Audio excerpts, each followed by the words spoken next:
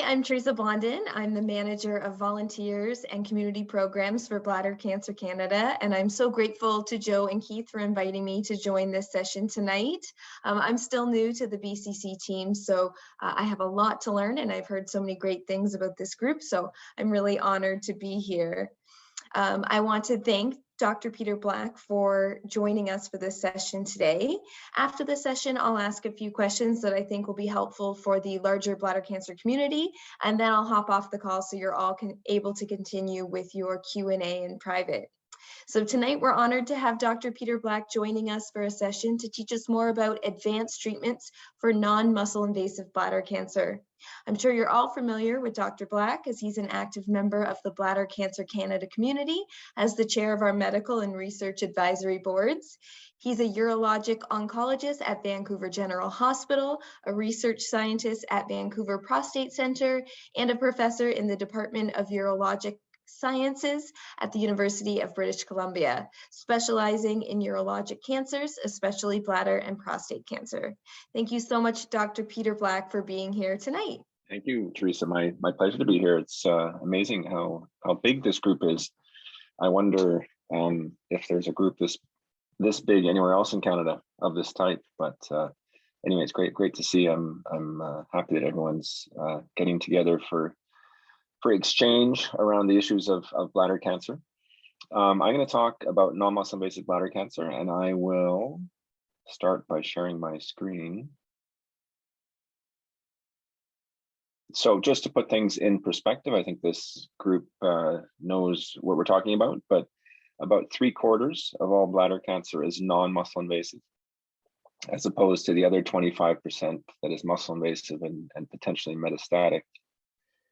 And the non-muscle invasive, we divide into 3 different stages. So the stage of the cancer describes the extent, as opposed to the grade, which describes how aggressive it looks under the microscope. And so the carcinoma in situ, or what's called TIS here, is limited just to the lining of the bladder, just to the urothelium. It does not invade to deeper layers. And also importantly, it does not form a tumor that sticks out above the bladder wall. It's completely flat. And for that reason, sometimes also completely invisible, which makes it tricky. The TA tumors are similarly confined to the surface, but they grow as polyps, almost like little cauliflower lesions into the lumen of the bladder. And this, of course, is the most common bladder tumor that we see.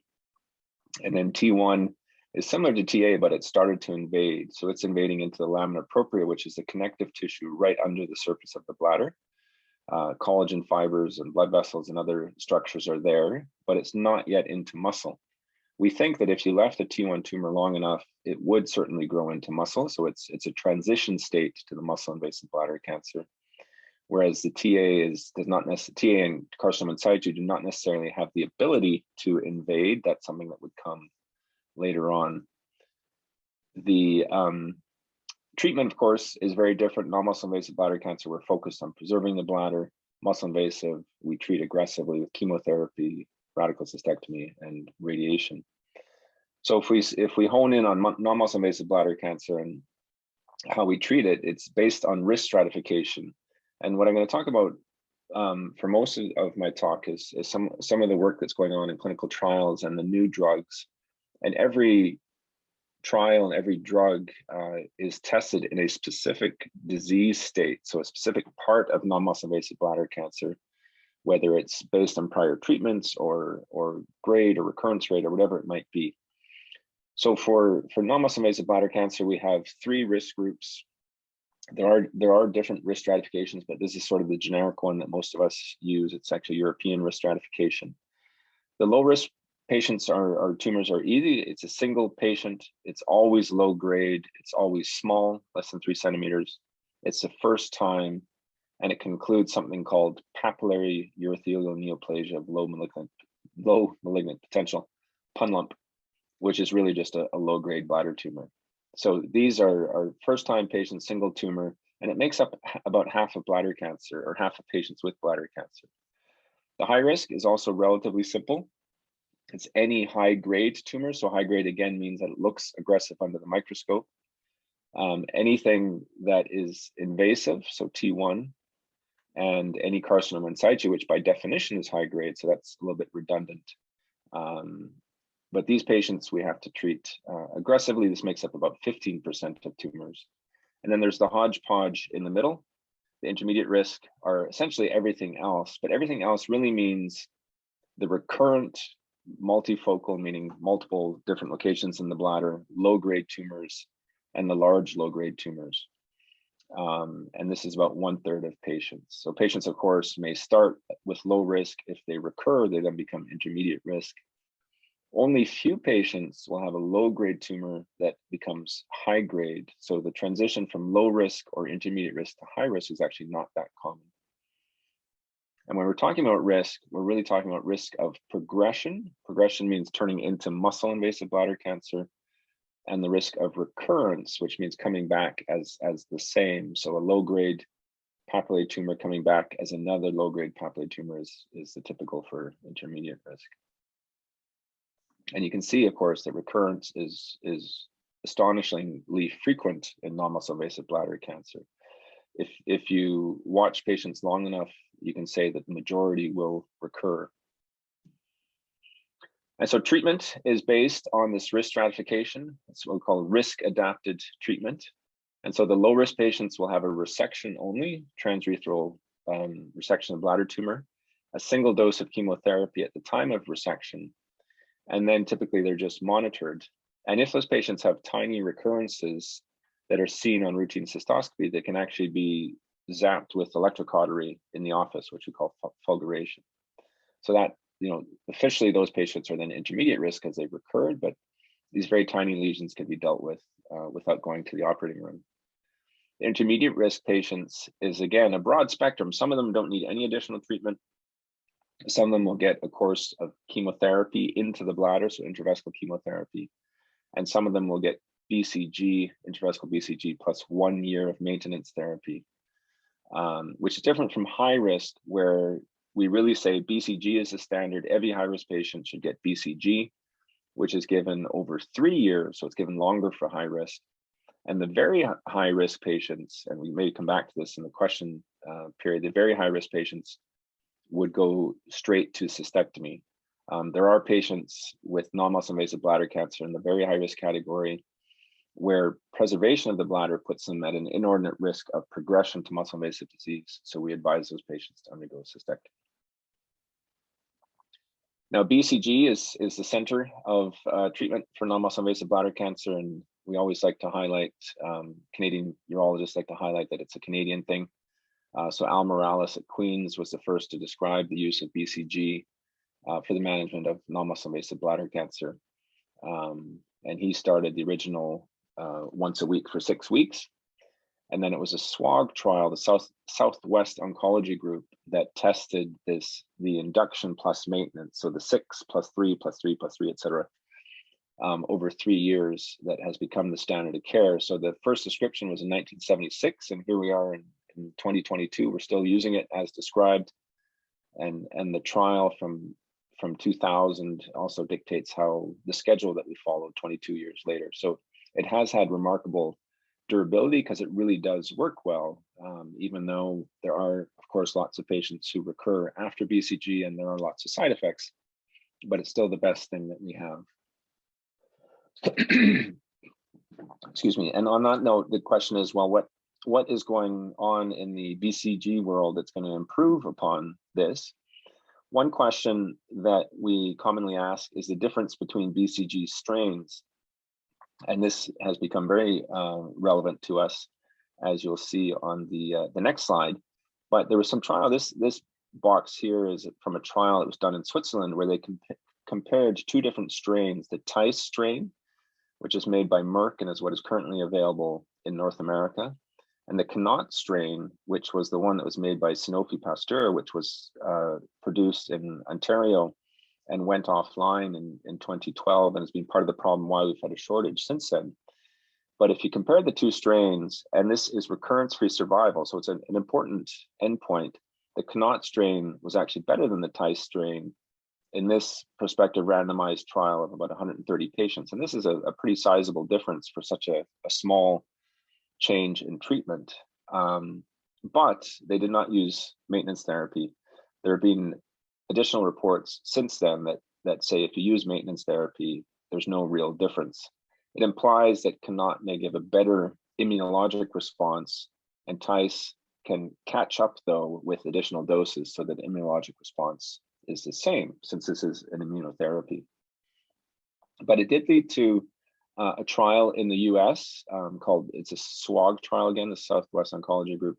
So S1602 is actually a randomized trial where they're comparing two different strains, the TICE strain and the Tokyo strain from Japan. And that trial was completed last year. It was a big trial, it was 900 patients.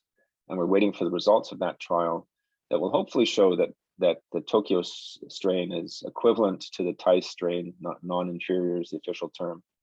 And that would then be approved in the US and hopefully also in Canada based on that large data set. But the trial also has a third arm, so it's TICE versus Tokyo strain versus Tokyo strain plus a vaccination into the skin. So they inject a dose of BCG under the skin as you would do for an actual BCG vaccination for tuberculosis. And the idea is that it primes the immune system so that the BCG in the bladder works better.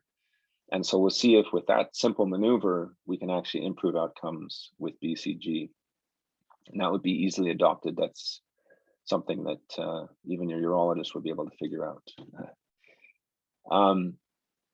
And then a little bit different is there are various genetically engineered BCGs out there. One of them, this VPM1002, has been tested in the first clinical trial and has shown promise. And it basically is the regular BCG. So BCG is a bacteria, type of bacteria, and it expresses the Listeria toxin. So Listeria is a type of bacteria, and it leads to a better immune response to this BCG and potentially also fewer side effects. There's actually a lot of interest in this field because the field of BCG vaccination for tuberculosis is of course massive and much bigger than anything we would do for bladder cancer. But in the quest to develop better vaccines, there are spin-off possibilities for patients with bladder cancer. So it's an interesting synergy for us. So when we're talking about strains, it's really important to make it clear that no patient in Canada at this point should be undertreated because of a BCG shortage. There is no longer BCG shortage.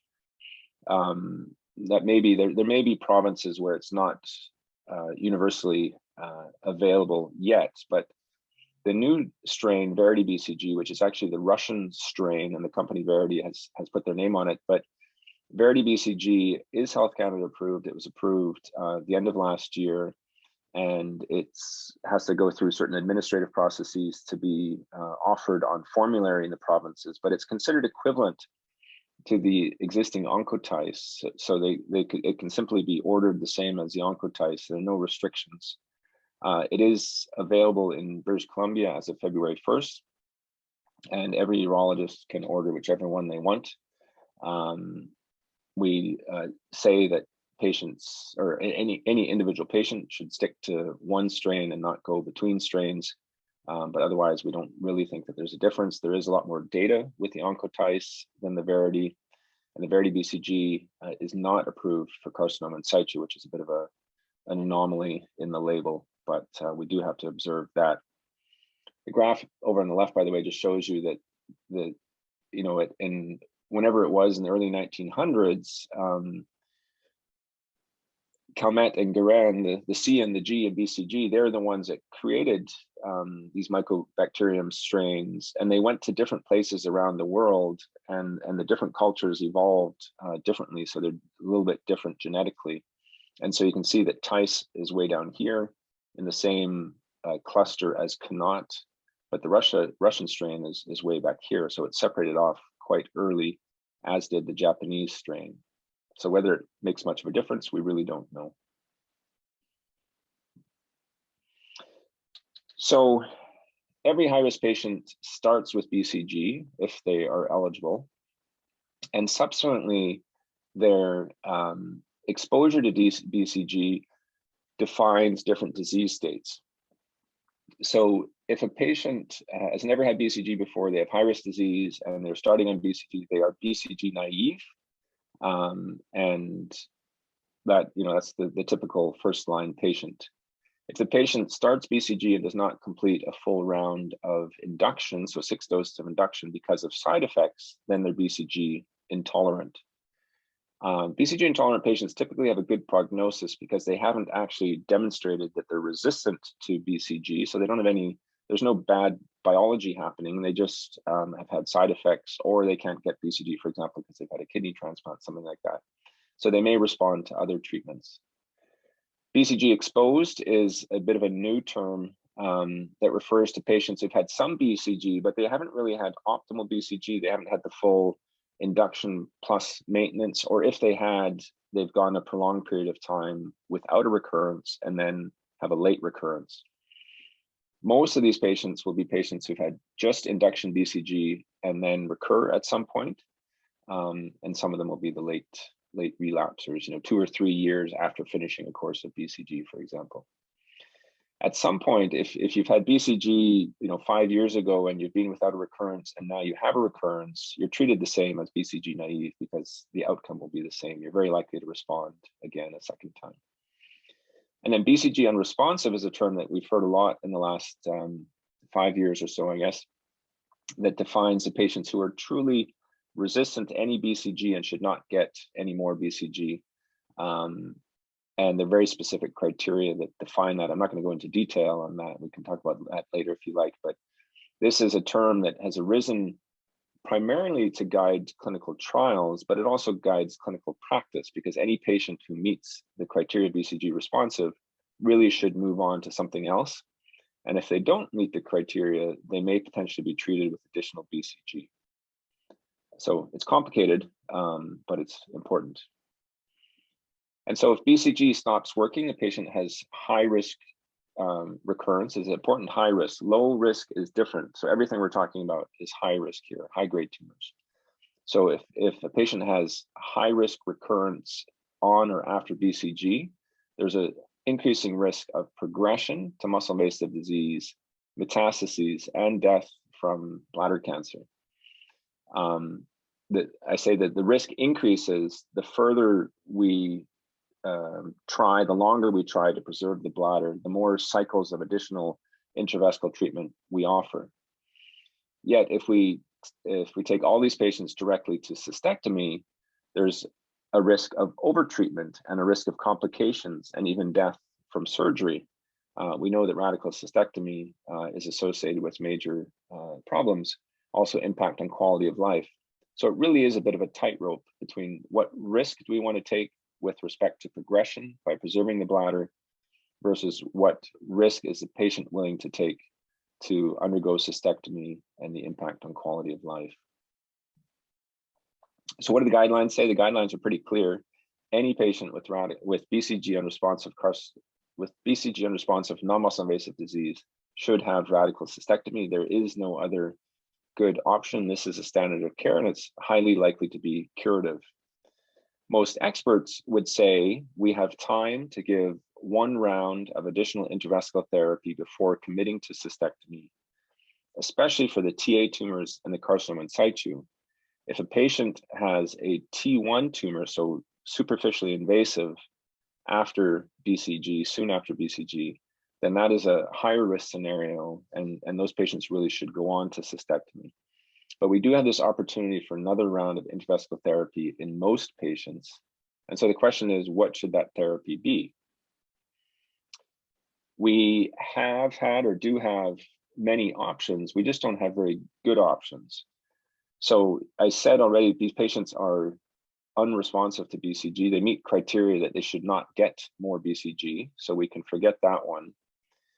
BCG plus interferon, which is another immune stimulating drug, has been commonly used, was commonly used in in British Columbia as a second line.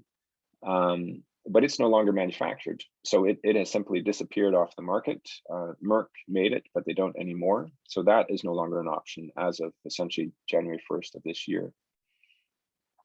Most commonly, patients will get a single agent chemotherapy, whether it's mitomycin or now more frequently gemcitabine, epirubicin in some parts of the country. There are different single agent chemotherapies that can be given, but we know pretty well that they don't work very well. So it's not exactly a promising treatment. And I think I have a slide on that after this one that I'll show you sort of some example data.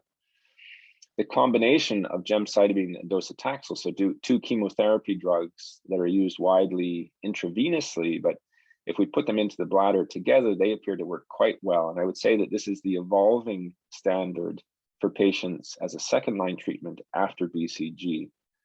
We're doing more and more of it in Vancouver. There are real access problems around the province, and this is something that I think patient groups need to get behind and push the health authorities to improve access, but maybe a conversation for a different time.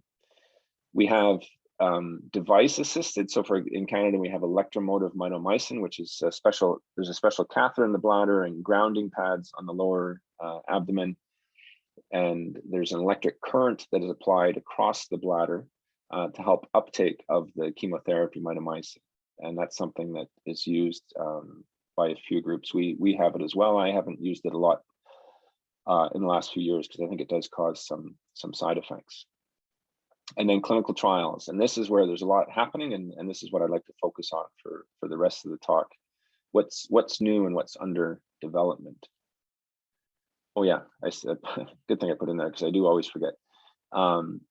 We have to remember radiation therapy for patients with T1 tumors. So we never do radiation for anything less than T1, but T1 radiation plus chemo, which is trimodal therapy, is an option. So it's always something to bear in mind. And I don't think there are too many urologists around or even radiation oncologists who would be offering that. And so it really is something that gets neglected. So I want to show you this as an example of the best we can do with single agent chemotherapy. This was another SWOG trial.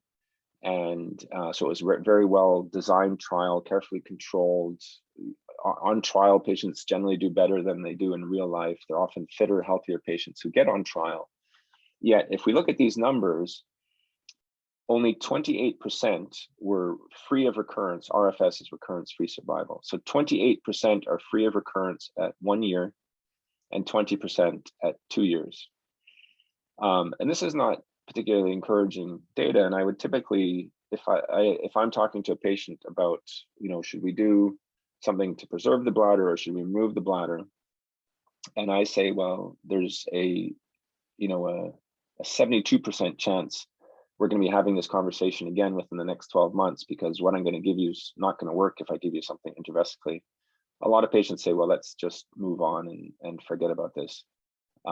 Because there's also a risk of it evolving into something more threatening in the meantime. So results of single agent chemotherapy are not very good. But much more recently, so just in 2020, we've seen then the first results for this combination of gemcitabine and docetaxel. The way this works is that patient gets gemcitabine put into the bladder for 60 to 90 minutes, then drained, and then docetaxel put into the bladder for approximately the same amount of time. So they're given sequentially on the same day. Each drug is very well tolerated by itself so that it's okay to combine them. And you can see 2-year recurrence-free survival rates of around 50% for carcinoma in situ, which is particularly difficult to treat, and 58% for the papillary tumors Ta/T1. So these numbers are much better than the trial data I showed you, but you have to recognize that this is just a bunch of centers, including the group in Calgary actually, that put together their data from their own experience, and it wasn't a controlled trial. So we have to take it with a grain of salt. It doesn't meet the level of evidence that we need to be really confident in the results. The table on the right here is too many numbers to look at, but what it's showing you is it's actually very well tolerated. And the side effects are primarily related to burning with urination, blood in the urine, urgency frequency, those types of things. which of course can impact quality of life, but they're not life-threatening complications. So the trials are interesting. Look at these names. I mean, these have to be some of the worst names of any medications ever created. I think the companies to some degree are trying to outdo themselves. The latest one is this third one, which isn't really out there very much. You wouldn't see this name at a meeting or anything, but it's an awful name that's still lurking in the background. But these are examples of 5 different treatments in the pipeline. I know you recently talked about the photodynamic therapy from Theralase. I'm not going to talk about that. It does not have any, it hasn't reported any real phase 2 data yet, so it's a bit of an unknown. This trial, this drug here, CG0070, is an oncolytic virus. So it's a virus that you put into the bladder, it gets into the cancer cells, and specific to cancer cells, it'll replicate and kill the cancer cell. It will not replicate in normal cells. And there's trial data presented just before Christmas of this plus immunotherapy in BCG-unresponsive bladder cancer. And every patient responded. It was a small number of patients. It was only somewhere around 8 to 12. But it's created quite a buzz in the bladder cancer community that, you know, maybe this is the next big hit. And I'm going to talk about the top 3 here just in a little bit of detail. And I'm also going to talk about, these are all drugs that we put into the bladder. They're also drugs, of course, that we can give intravenously or by mouth that may be important. So Nadofaragene firadenovec is a virus. So it's an adenovirus, plain simple virus, that is put into the bladder together with a detergent. So SYN3 is a detergent that helps it be taken up into the lining of the bladder. And it causes the cells of the bladder, cancer cells and other cells, to make interferon. I mentioned interferon as something that modulates the immune system. And so it's a relatively harmless, non-toxic drug, and it's given every 3 months, 1 dose every 3 months, which I think is very attractive from a patient's perspective. And it has reasonable results. So these CR means complete response. And these are all patients who had carcinoma in situ, which has to be eradicated by the drug as opposed to the other tumors that we can actually scrape off. And so half of patients were clear of their carcinoma in situ at 3 months, and about half of those were still clear at 12 months. So 24% disease-free at 12 months is not that good. I showed you the single agent chemo data, and it was 28% at 12 months, but those patients didn't quite meet the same criteria. They weren't as high risk as these patients. Really, they were somewhere between this 24 and 44. Ta-T1 patients are those without carcinoma in situ. So anyway, they are encouraging data. This is a single agent, and it, for example, opens up the opportunity. Well, what if we did this plus something else? So this was, you would think, would be enough for approval by the FDA, given sort of the FDA criteria, but it has actually not been approved yet due to concerns with manufacturing, and it's now taken so long. You can see that these data were published already in 2020, that people are starting to think that it may actually never be approved, which would really be too bad, because it's an easy treatment, it's a well-tolerated treatment, and it does have some benefit. So we'll have to wait and see on that one. Pertuzumab is interesting because it's a Canadian product developed in Winnipeg. It is essentially an antibody to something on the cell surface of cancer cells that's linked to a chemotherapy-like drug. And so it's a Trojan horse where the antibody binds the cancer cell, it gets incorporated into the cell, and it then releases the chemotherapy and kills the cancer cell. So it's a nice model.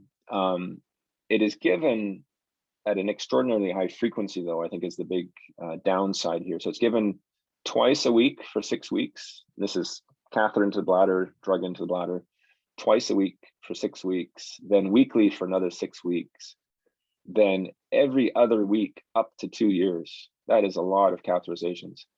And the results are modest. So about 40% at 3 months, which most of the trials are in the same range. and then 17% complete response at 12 months. This was actually recently rejected by the FDA in its current form, but it leaves open the option for the company to address some deficits and go back for approval later. But everyone thought this was going to be approved, and the last one, and neither of them have been. Which brings us to the third one, which I think this is now even more complicated, and I think the picture is just to make you think that it's complicated, but it is complicated. This N803 is, again, an antibody-like drug that acts like interleukin-15. So it's a promoter of immune response. And this is given together with BCG to give a supercharged immune response, even in patients who've had prior BCG. By itself, it doesn't do very much, but it needs the BCG to trigger a response that it then turns into overdrive. And it's biologically, it's a very elegant and interesting molecule that particularly activates NK cells and the T cells that are really important for an immune response, and it does not activate the cells that would suppress an immune response. So a really interesting drug. And the results for this drug were presented at we call GU ASCO, which is later this week, but it was presented at last year's meeting. And small trial, just 80 patients, but 71% were disease-free at 3 or 6 months, compared to 40 to 50% that I showed you with the prior drugs. So already a bit of a higher bar, a more promising bar, and 56% of those who responded were still disease-free at 12 months. So what was around 20% for the 2 prior drugs is now around 40% for this drug. So it's already an improvement, but I would say still needs to be validated. And this has either been submitted to the FDA or is still in preparation to be submitted to the FDA. And hopefully, if successful, would then come to Canada afterwards. Also, very well tolerated drug with little in the way of side effects. So I'm just going to mention what else is out there. So immunotherapy is the latest rage across the spectrum of bladder cancer and many other cancers. These are drugs that target specific molecules on both cancer cells and immune cells to reactivate the immune system. So there are immune cells that recognize cancer cells as foreign, and they want to get rid of them, but they're turned off. They're activated and then turned off. And these checkpoint inhibitors, as we call them, turn those activated T cells back on to clear the cancer cells. So very exciting. They're given routinely to patients with metastatic bladder cancer. They're given in trials before and after cystectomy in muscle-invasive bladder cancer. And one of them is actually, as I'll show you in the next slide, is actually been approved by the FDA for BCG unresponsive carcinoma in situ. So the first new FDA approval. Unfortunately, they're intravenous infusions, in an infusion clinic every 3 to 4 weeks with the associated side effects that I'll come back to. And then the other group of drugs are called FGFR inhibitors. So FGFR is fibroblast growth factor receptor. These are cell surface molecules that activate the proliferation of cancer cells. It turns them on and it makes them grow and divide. And if you can, some cancers, a subpopulation of cancers, about 1/3 of the high-risk non-muscle invasive bladder cancers have this pathway activated and would likely respond to these drugs, which are given as pills. They do have side effects, though, so there is a balance to be struck there. So if we look at the checkpoint inhibitors, there are 2 trials. One, pembrolizumab, led to the approval of pembrolizumab. And you can see again, complete response rates of 40% at 3 months, dropping to 19% at 12 months. So very similar to the other drugs. I was study chair for this one through SWOG, where we looked at atezolizumab, another immunotherapy, very similar design, similar response at 3 months, similar at 12 months, and FDA status not yet determined. The most important thing I think here, though, is this bottom line. This means grade 3 treatment-related adverse events. So these are complications and side effects related to the treatment that are significant. So grade 3 means that they're significant. And so it was 13% for the intravenous pembrolizumab and 16% for the intravenous atezolizumab. And this is high and is a potential disadvantage. And so if you put all of these drugs together, these 5 that I've gone through, I mentioned FGFR inhibitors, and we don't have any results yet for those. That's just something that's ongoing. But you can see 3-month complete response rate is, there's not a big difference there, a couple of 50s, otherwise 40s. The 12-month response rate, the N803 stands out with its 40%, the rest are all around 20%. But the toxicity, the intravenous immunotherapy really stands out compared to very low rates with the intravesical therapies. And then the intensity of treatment, the oportuzumab stands out as particularly treatment intense. Nadofaragene is only every 3 months, and the others are relatively frequent, but not as frequent as oportuzumab. So definitely pros and cons. I think if we were thinking of, how do we balance intravesical versus systemic, the trial results are very similar, except for the N803, so there's not really a difference there. A lot of patients will not be able to get immunotherapy for various reasons. For example, if they have inflammatory bowel disease. So the reasons why you would favor intravesical therapy in that context, it's much easier to give intravesical therapy. I guess this is physician speaking, because you're not dependent on an IV infusion. A patient might prefer an IV infusion over a catheter in the bladder, though, so that maybe is debatable. Safety certainly favors intravesical, and cost would favor intravesical. So there are a lot of reasons why the intravesical would probably prevail, not least of which these patients are managed primarily by urologists, and the systemic immunotherapy would require input by the medical oncologist. And so that opens up avenues for more collaboration. But I think most urologists would say, well, let's treat with something that I can treat you with, rather than referring you down the street to the medical oncologist and with the increased risk of side effects. So what's next? What's on the horizon? And there's one trial that's about halfway through right now that is the same as what I just showed you with pembrolizumab or atezolizumab. So it's immunotherapy, but it's combining it with intravesical gemcitabine. So intravesical chemotherapy plus immunotherapy. So obviously a next step is combinations of these different treatments. And any treatment, any combination you can think of, people are thinking of or working on. For example, I said the N803 was such a promising drug. Well, of course, you can combine that with a drug like pembrolizumab as well. And so those plans are ongoing. And then one of the this is a cooperative group trial, so a publicly funded trial. There's a company trial called Checkmate 9UT that has multi-arms. So all the trials I showed you are just a single arm trial. Let's give this group of patients this drug and see how they respond. But this is actually comparing different treatments, which I think is also an important next step, where you get, in this trial, for example, you get immunotherapy alone, immunotherapy plus BCG, immunotherapy plus a different immunotherapy, so 2 different immunotherapies, or the kitchen sink, all 3 drugs together. And so this is really intriguing to see whether we can raise the bar from the immunotherapy alone by adding in other elements. And this trial will be a couple of years until we get results. And this is a trial that we are proposing through SWOG. So SWOG is a big group for bladder cancer trials. And again, it's multiple different combinations. You can put in anything you want here, but I mentioned the N803 plus immunotherapy, for example, or the Nadofaragene plus immunotherapy. And you compare them all against each other with relatively small patient numbers. You pick what looks like the best one, and then you do a big phase 3 trial. Won't get into the details, but just so you see, there's lots going on in the clinical trial space.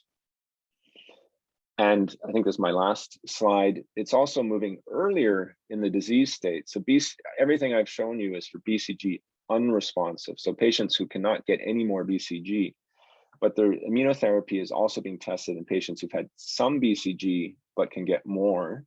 And the standard trial design is just more BCG by itself versus more BCG plus immunotherapy to see if this can improve outcomes. Or you take the patients who've never seen BCG before, and they are given either the classic BCG schedule or the classic BCG schedule plus immunotherapy, or a reduced BCG schedule plus immunotherapy, to see if the just giving the induction, the first 6 doses of BCG is enough to trigger a response that makes the maintenance therapy unnecessary. And there are variations on these trials I've listed below. I think the first results we'll see will probably be from this Potomac trial that I've shown here, because it closed last year sometime. The CREST trial closed recently. So these are trials that are accruing very well, and we will have results in the not too distant future. My editorial comment here is that BCG works so well by itself in the BCG naive setting that I'm not sure that it's going to be possible to actually show a big benefit with immunotherapy, but let's wait and see.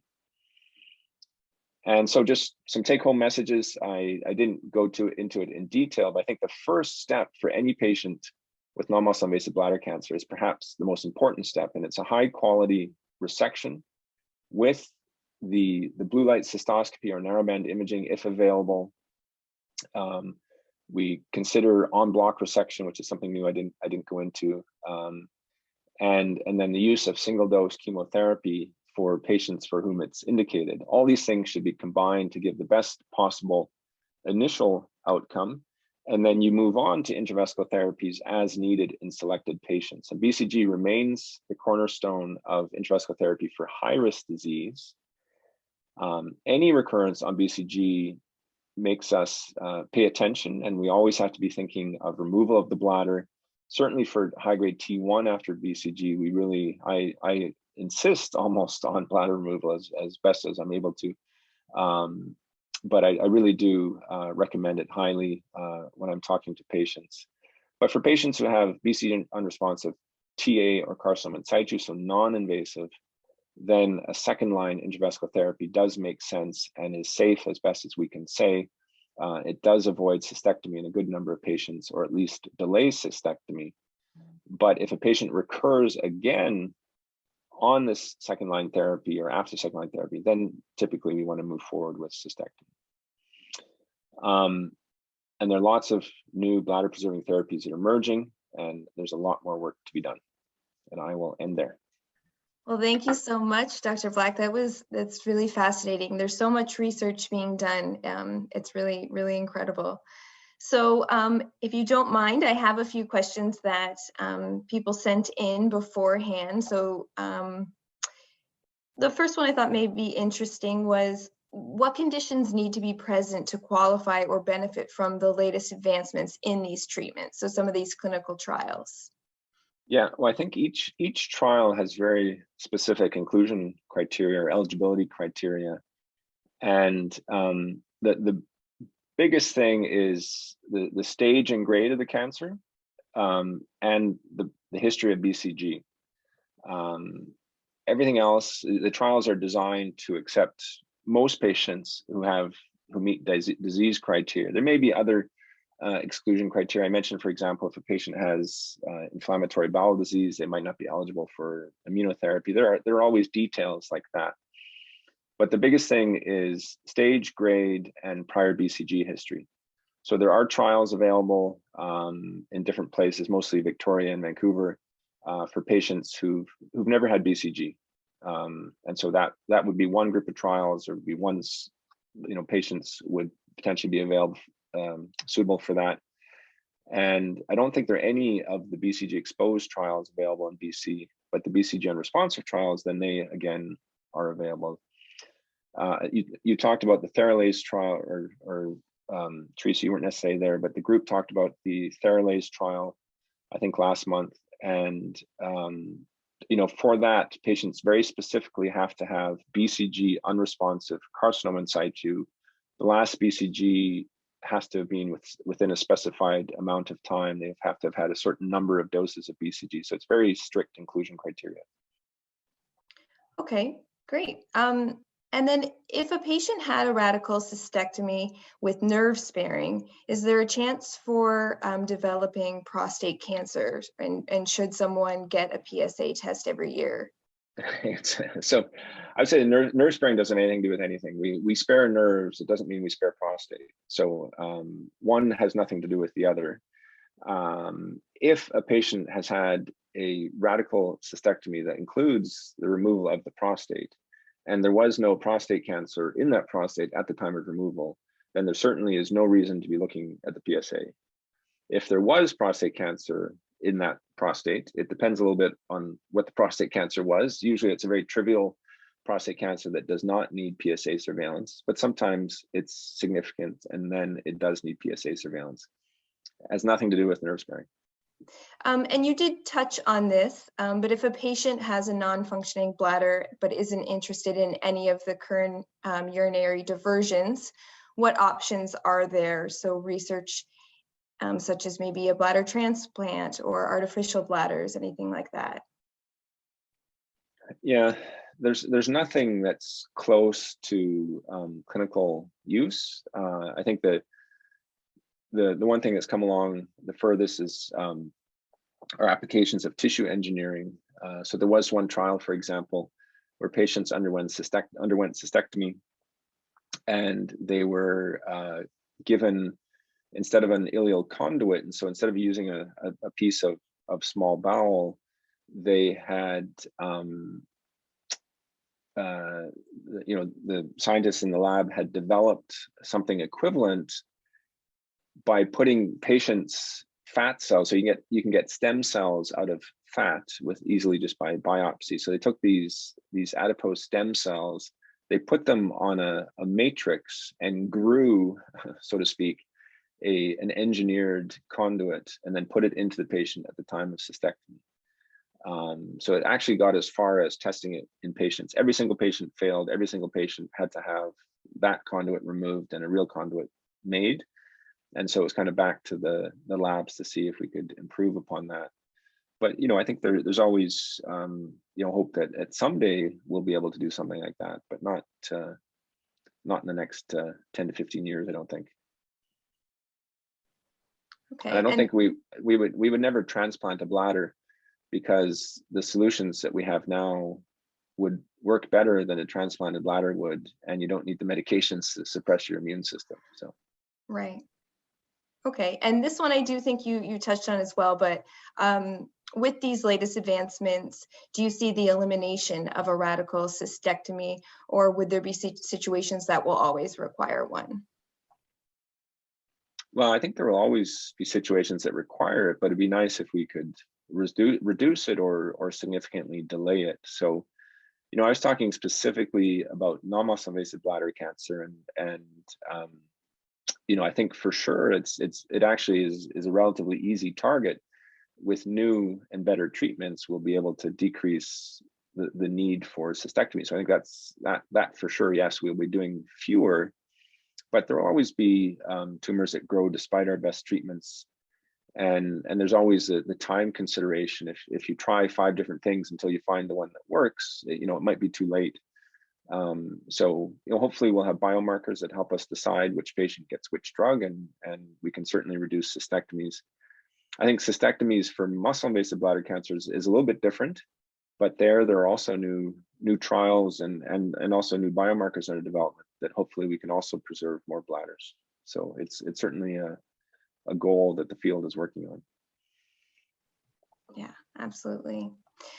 Okay, and this is always the question. The 5-year survival rate for cancers such as breast and prostate have improved dramatically, but bladder cancer still stayed near the 75 mark. So are there any potential screening practices in the works that could help people catch bladder cancer before they're experiencing hematuria? Yeah, it's a good question. The easy answer is no. Any study that has looked at screening for bladder cancer has basically failed. It's really not. There are 2 things about it. It's not common enough, even if you focus on the highest risk group. So one of the trials, for example, looked at men over the age of 50 who smoked and worked in chemical factories in Germany. So it combined risk factors, and there were still so few cancers detected that the screening just wasn't worth it. And you also need a good test. And the problem is, if you don't have a really good test, most of the positive tests, so the abnormal test results that lead to a bunch of examinations, including cystoscopy and CAT scans and whatnot, are false positives. So there's no cancer there. But if you're doing a poor test hundreds or thousands of times, most of the results are false positives, and so it actually causes harm. So there's nothing on the screening horizon. Well, I shouldn't say nothing. There are ideas like looking at specific gene mutations in urine, and you can do this also in stool, for example. And so it's gotten a lot of attention as a screening tool for colon cancer, which is more common. And so if you can capture specific cancer-related mutations in urine, that might be a much more specific test. Might be very easy to do, and you wouldn't have all these unnecessary additional tests if you used it. So with the tests we have, no, maybe in the future. Okay, well, that is all the questions I was going to ask, but I do believe there's a few others, but I will log off now and let everyone ask a few questions privately. But I want to say thank you so much, Dr. Black, for sharing your expertise with us and for being here tonight. So thank you, everyone. Thank you, Teresa.